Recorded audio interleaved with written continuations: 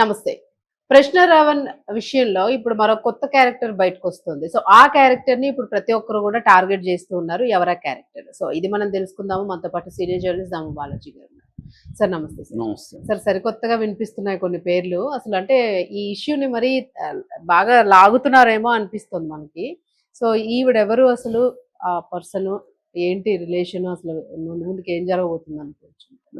జనరల్‌గా నేను చాలా సార్లు చెప్తున్నట్టుగా కుక్కని చంపేసి పిచ్చి కుక్క అని ప్రకటించాలి గదా!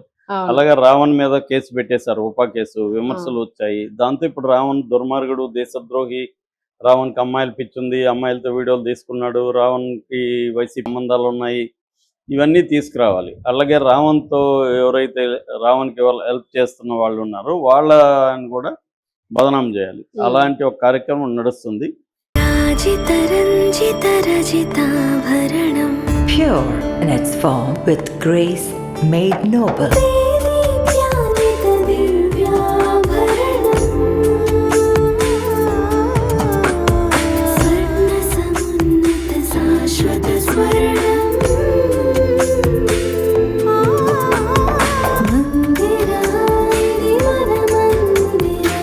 Mandira Premium Silver Jewelry by Manipali. So కొత్తగా ఇప్పుడు గమన అనే అమ్మాయి మీడియాలోకి ఎంటర్ అయింది. అంటే లాగారు ఆ అమ్మాయిని.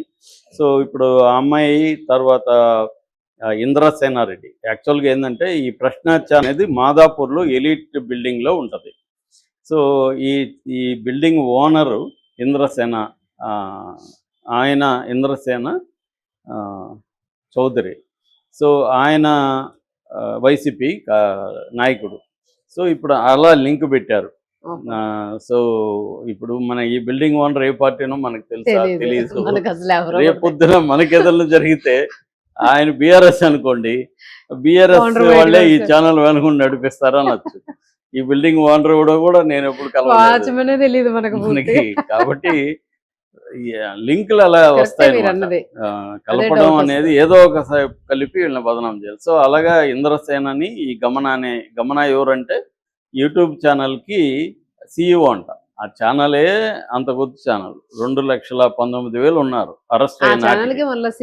దానికి ఇప్పుడు 2,40,000 అయ్యారు. అంటే ఒక 10,000 మంది పెరిగారు రావణ ఛానల్కి. వీళ్ళు గమ్మనుంటే ఆ 10,000 పెరిగి ఉండేవాళ్ళు కాదు. సరే, 2,20,000 ఉన్న సబ్స్క్రైబర్లు ఉన్న ఛానల్కి ఒక CEO ఉంటారా? ఒక ఫైనాన్స్ ఉంటుందా? ఏముంటుందండి దాంట్లో? ఏమన్నా రోజుకి 30-40 వీడియోలు పెడుతున్నాం. మన దగ్గర ఇప్పుడు 20 ఛానళ్ళు ఉన్నాయి. రోజుకి ఒక్కొక్క ఛానల్లో 20-30 వీడియోలు పెడతాం కాబట్టి దీనికి ఒక CEO, స్ట్రక్చర్, వ్యవహారం అవసరం. జనరల్గా మోడల్ ఇలాగ ఉంటుంది. ఇవి కాకుండా ఇండివిజువల్గా ఒక ఛానల్ పెట్టుకుంటుంటారు. అలాగే ఇండివిజువల్ ఛానల్స్ రన్ చేసేది రావణ్ కూడా అలాగే తనని ఏదో నడుపుతున్నాడు. దాంట్లో వీళ్ళు ఏమన్నా ఒకరిద్దరు హెల్ప్ చేయొచ్చు. అంతకంటే దాన్ని ఇప్పుడు అదేదంటారు భూతత్వంలో పెట్టి ఇది పెద్దదని చూపించడానికి ట్రై చేస్తున్నట్టుగా మనకి అర్థమవుతుంది. సో గన్నవరం పోలీసులు కూడా మొన్న వీళ్ళిద్దరిని దాదాపు 5 గంటల పాటు విచారించారు. ఆ తర్వాత మళ్ళీ 17వ తేదీ రమ్మన్నారు. అంటే ఇప్పుడు కథనాలు ఏంటంటే ఈ గమన క్యారెక్టర్ని అసాసినేట్ చేయడం అనేది మీడియా స్టార్ట్ చేసింది. అంటే గమనకి ఇంద్రసేనకి మధ్య అఫేర్ ఉన్నట్టు, గమన భర్త కోసుకుంటున్నాడు అనే ఒక వీడియో బయటకు వచ్చింది. అప్పుడు బెంగళూరులో ఆయన ట్రై చేస్తున్నాడు. రామ్ ఆయన పేరు, గమన భర్త. అప్పుడు ఆగు ఆగు అని అరుస్తున్నాడు. అరిసింది ఇంద్రసేనే, పక్కన గమన కూడా ఉంది. వాళ్ళ సమక్షంలోని తను చేస్తాను. మరి వీడియో ఎవరు తీశారో తెలీదు. సో అదొకటి బయటకు వచ్చింది. సో అంటే వీళ్ళిద్దరి ఇది చూసి ఆయన తట్టుకోలేక ఆత్మహత్యకి పాల్పడ్డాడని, సో ఇతను ఆర్థికంగా గమనాకి రావణ్కి ఇంద్రసేన చేస్తున్నాడని, అంటే వైసీపీనే రావణ్కి ఫండింగ్ చేస్తుంది. ఇదంతా నేను చాలాసార్లు చెప్తుంటాను. ప్రతి కేసు కూడా 2 angles, legal and political. Legal angle రూపితం కాదు. ఇప్పుడు మనకి అల్లు అర్జున్ కేసు తీసుకోండి, అది లీగల్ యాంగిల్లో అతను ఏమీ జరగదు, అది తెలుసు. కానీ అతను బదనాం చేయడానికి పోలీసులను కూడా రంగంలో దించింది రేవంత్ రెడ్డి ప్రభుత్వం. దింపి వీడియోలు వైరల్ చేసి అవన్నీ చేయాల్సింది ఎక్కడ? కోర్టులో చేయండి. కోర్టులో వీడియోలు పెట్టండి. ఆయన కావాలనే చేశాడు, ఆయనకు తెలుసు. వద్దంటే కూడా వచ్చాడు. అవన్నీ కోర్టులో నిరూపించి బెయిల్ రాకుండా చేయట్లేదు. జనాలు అతన్ని ద్రోహిగా నిరూపించడానికి, అతన్ని దోషిగా నిరూపించడానికి ట్రై చేయడం. ఇప్పుడు ఇక్కడ కూడా అంతే. రావణ్ మనకు క్లియర్గా అర్థమైంది ఏంటంటే, పవన్ కళ్యాణ్ వాళ్ళ ఫ్యామిలీని రావణ్ టార్గెట్ చేశాడు, కాపు నాయకులను బూతులు తిట్టాడు. రావణ్ భాష కొంత రూట్గా ఉండడం, కొడకలు గిడకలు ఎలాంటి భాష వాడడం, ఇది హర్ట్ అయ్యారు. పవన్ కళ్యాణ్ పర్సనల్గా హర్ట్ అయ్యారు. ఆయన ప్లేస్లో ఎవరున్నా హర్ట్ అవుతారు. ఎందుకంటే తన ఫ్యామిలీని అలా ఒక టార్గెట్ చేస్తుంటే హర్ట్ అవుతారు. హర్ట్ అయినప్పుడు ఆయన దగ్గర అధికారం లేకపోతే దాన్ని వేరే రకంగా ఎదుర్కోవచ్చు. ఇప్పుడు మన మీద కూడా కామెంట్లు పెడతారు, మనం చూసి పట్టించుకోకుండా వెళ్ళిపోతుంటాం. అది మనం హర్ట్ మనకి అధికారం ఉంటే మనం కూడా వాళ్ళని అరెస్ట్ చేద్దాం అనిపించచ్చు మనకి. ఎందుకంటే మన దగ్గర పవర్ ఉంటుంది. ఎవరు వీడిని తీయండి బయటికి, వీళ్ళు కామెంట్లు పెడుతున్నాడు, వీడు కొంతమంది వరుసగా కామెంట్లు పెడతారు. 30 కామెంట్లు 40 కామెంట్లు ఉంటాయన్నమాట. ఇప్పుడు అంటే ప్రతి వీడియోకి వాళ్ళు కామెంట్లు నెగిటివ్గా పెడుతుంటారు. అలాంటప్పుడు అవన్నీ మనం చూసామంటే, నేనైతే కామెంట్లు చూడడం మానేసి చాలా కాలం అయింది. మామూలుగా చూసామనుకో మనకి కోపం వస్తుంది, బాధ వస్తుంది. ఎవడరా వీడు, అసలు వీడు ఎవడు తెలియదు, నా మీద ఎందుకు వీడు ఇట్లా పెడుతున్నాడు అనిపిస్తుంది. అలాగే పవన్ కళ్యాణ్కి వచ్చుండొచ్చు. ఆయనకి అధికారం లేకపోతే దాన్ని వేరే అధికారం ఉంది కాబట్టి ఆయన అరెస్ట్ చేద్దామని అనుకున్నాడు. అరెస్ట్ చేశారు, బెయిల్ వచ్చింది. అది ఇంకా ఒక్కసారి రంగంలో దిగినాక ఇగో అంటే నేను అనుకుంటే కోర్టు అడ్డుపడుతుందా, ఎలాగన్నా పెట్టాలని ఉపా పెట్టేశారు. సో ఉపా పెట్టేశారు లోపలికి వెళ్ళి. ఇప్పుడు ఉపా పెట్టడం మీద వ్యతిరేకత వచ్చింది. ఒక యూట్యూబ్ ఛానల్ మీద టెర్రరిస్టులకు పెట్టే సెక్షన్ పెడతారు. సో ఇప్పుడు అతను టెర్రరిస్ట్ అని చెప్పాలి, అతని క్యారెక్టర్ని కంప్లీట్గా అసాసినేట్ చేయాలి, అతనికి వైసీపీకి సంబంధాలు ఉందని చెప్పాలి. ఇవి ఇంకా అన్ని యాంగిల్స్ మీడియా రంగంలో దిగేస్తాయి. ఈ మీడియా రంగంలో దిగేసి ఇంకా రావణ్ సంబంధించి అనేక యాంగిల్స్ తీయడం. పోలీసులు కూడా నాకెవరో చెప్పారు, ఒక 5,000 మంది పనిచేశారంట. 5,000 వీడియోలని బయటికి తీశారంట, 5,000 క్లిప్పుల్ని. ఏది ఎప్పుడెప్పుడు డిలీట్ అయినవన్నీ, ఆయన హార్డ్ డిస్క్లో ఉన్నవి అన్నీ కూడా రిట్రీవ్ చేసి, అంటే పెద్ద పెద్ద క్రైమ్లో మనం చూస్తుంటాం నెలల తరబడి జరగవు అవన్నీ. అక్కడ ఏది ఎఫ్ఎస్ఎల్లో పెండింగ్లో ఉంటాయి. కానీ ఈ కేసుకి ఎఫ్ఎస్ఎల్ ఆగమేఘాల మీద పనిచేసి హార్డ్ డిస్క్ని రిట్రీవ్ చేసి డిలీట్ అయిన వీడియోలు, అతను ఎవరితోనో అమ్మాయితో వీడియో తీసుకున్నాడు. నిజానికి మెచ్యూర్ అయిన అంటే ఏజ్ ఉన్న ఇద్దరు అడల్ట్స్, వాళ్ళిద్దరు ఏదో వీడియోలు తీసుకుంటే తప్పేంటి? దాన్ని ఇప్పుడు అతని మీద ఇతను ఇంత ఘోరమైన వ్యక్తి అని మోరల్ యాంగిల్, అంటే అసలు ఎవరికి మోరల్స్ ఉన్నాయని ఇంకొకటి మోరల్ని జడ్జి చేయడానికి లీగల్ యాంగిల్లో అతనికి ఏమీ జరగదని వీళ్ళకి తెలుసండి. అందుకని ఇప్పుడు మోరల్ యాంగిల్లో అతను డిమోరలైజ్ చేయాలి. అతను దుర్మార్గుడు, దుష్టుడు, అమ్మాయిలు పిచ్చోడు, లేకపోతే వేధింపులు అంటే మరి అమ్మాయి ఎవరికన్నా బయటికి రావాలి కదా నన్ను వేధించాడని. సో సడన్ గా ఇప్పుడు అతన్ని ఆల్ కైండ్స్ ఆఫ్ బ్యాడ్ గైగా నిరూపించాలి, అతను చుట్టూ ఉన్న వాళ్ళని కూడా బ్యాడ్గా నిరూపించాలి. అలాగే ఇప్పుడు గమన క్యారెక్టర్ని తీసుకొచ్చారు. ఇంకొక కేసు కోర్టు కొట్టేసింది, ఒక కేసు. ఏది గమన వాళ్ళ అత్త ఈ వీళ్ళ మీద కేసు పెట్టింది. ఎవరి మీద? ఈ ఇంద్రసేన అతని మీద. ఆ కేసును హైకోర్టు కొట్టేస్తే ఆ కేసు గురించి డీటెయిల్గా రాస్తారు. అంటే ఛార్జ్షీట్లో ఏముందో రాస్తారు. ఛార్జ్షీట్లో ఏముంటే ఏంది, తప్పని కోర్టు కొట్టేసింది కదా.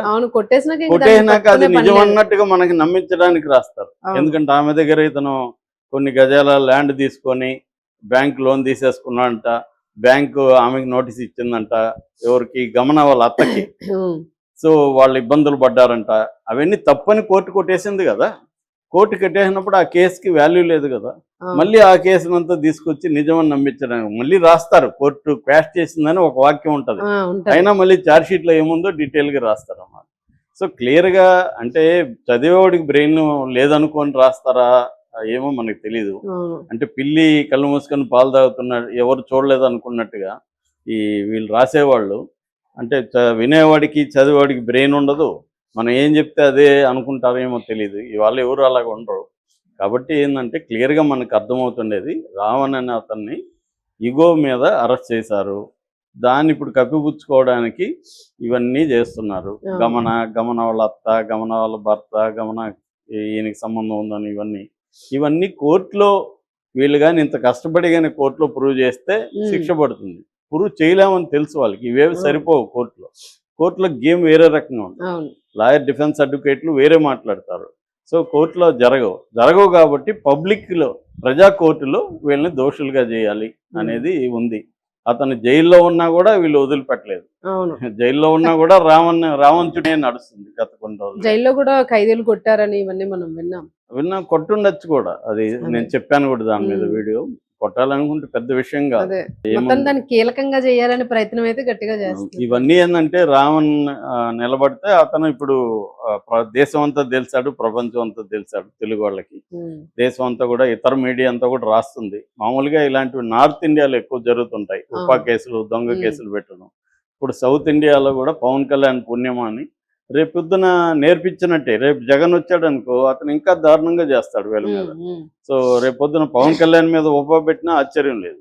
సో ఎందుకంటే నీవు నేర్పిన విద్య నీరజాక్ష అని చెప్పి నువ్వే కదా చెప్పించావు, నువ్వు సపోర్ట్ చేసుకుని రేపు వాళ్ళు కూడా చేస్తారు ఇదే కార్యక్రమం. దీనివల్ల ఏమవుతుందంటే ప్రజల సమస్యలు పక్కకి వెళ్ళి ఇవేమీ ప్రజలకి ఏమి సంబంధం లేదు. ఇవన్నీ కూడా ప్రజల సమస్యలు ఏంటి, నిత్యావసర వస్తువులు కావచ్చు, వాళ్ళకి లైవ్లీహుడ్ కావచ్చు, ఉద్యోగాలు కావచ్చు, రైతుల సమస్యలు కావచ్చు, దీని మీద ఫోకస్, వీటి మీదే మీడియాని లేకపోతే ప్రభుత్వ యంత్రాంగాన్ని మొత్తం తిప్పడం అనేది కరెక్ట్ కాదు. రెండోది డిసెంట్ అంటారు, అంటే మనకి వ్యతిరేకంగా ఒకరు మాట్లాడుతున్నంత మాత్రాన కొంపలేం మునిగిపోవు. దానికి సమాధానం చెప్పొచ్చు, దానికి సమాధానం చెప్పడానికి మెకానిజం ఆల్రెడీ ఏర్పాటు చేసుకున్నారు. మరి అది వదిలేసి వాళ్ళని అరెస్టులు చేసి జైల్లో పెట్టడం వల్ల వీళ్ళ ఇమేజ్కి డ్యామేజ్ జరుగుతుంది, అంతకంటే ఏమీ జరగదు. కానీ చరిత్రలో ఎవడు నేర్చుకోడు, చేసిన మళ్ళీ అవే చేస్తుంటారు. అధికారం వచ్చినప్పుడు అలా అనిపిస్తుంది వాళ్ళకి, అంటే నన్ను విమర్శించేవాడిని నేను జైల్లో పెట్టాలి అనిపిస్తుంది. అంతకంటే పతంజలి దీంట్లో ఒకడు కర్రతో కొడుతుంటే ఎందుకు కొడుతున్నారు అంటే నా చేతిలో కర్ర ఉంది, నాకు కొట్టాలనిపిస్తుంది, కొడుతున్నాను అంటారు. అలాగా వీళ్ళ చేతిలో అధికారం ఉంది, ఎవడైనా ప్రశ్నిస్తే వాళ్ళని జైల్లో పెట్టాలనిపిస్తుంది, పెడుతున్నారు. అంతకంటే ఏమీ లేదు. Right, thank you.